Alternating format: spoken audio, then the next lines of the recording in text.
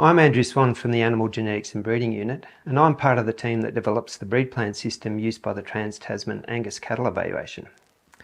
And as you all know, the primary outputs from TACE are EBVs and accuracies for individual animals.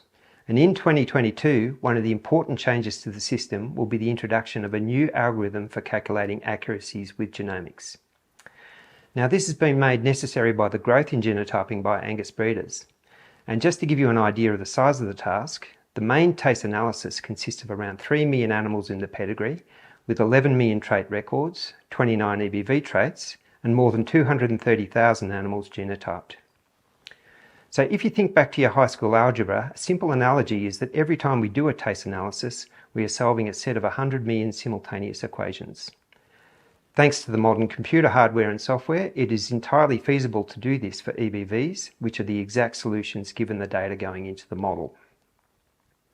But calculating accuracies is much more difficult computationally and requires a degree of approximation and splitting the task into manageable pieces which are then combined. So when we introduced genomic evaluations 5 years ago, we developed our genomic accuracy algorithm at the animal level. This made sense when there were fewer animals genotyped than there were SNP markers. However, the problem now is that as the number of animals genotyped has increased, the computing requirements have grown exponentially to the extent that we are about to hit a ceiling where it will be no longer possible to provide accuracies.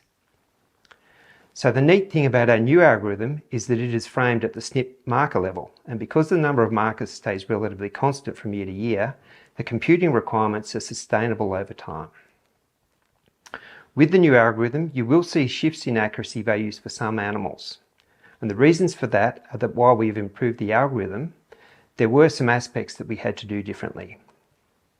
So some of the larger changes we observed were for traits with smaller reference populations, some maternal effect breeding values, and due to a correction we made to the calculation of genomic inbreeding, which is needed for accuracy. With this in mind, one of the things we often get feedback about from users is that accuracies don't change by very much when an animal is genotyped. Now, the reason for that is that if the accuracy from pedigree is already high, for example, if an animal was already measured for the trait, or especially if it has had progeny measured, adding the genotype only has a marginal impact on the accuracy.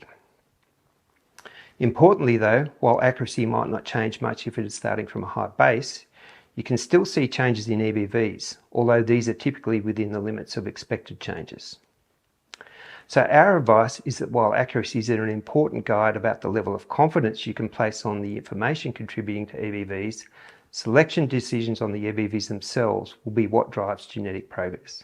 Validation studies we've recently been doing using EBVs from TACE are showing that selecting amongst genotyped animals is substantially improving our ability to identify animals of the future. So in summary, the new accuracy algorithm will ensure the sustainability of TACE evaluations as the use of genomics continues to grow. Secondly, there will be changes in some individual accuracies due both to improvements in the algorithm and things we had to do differently.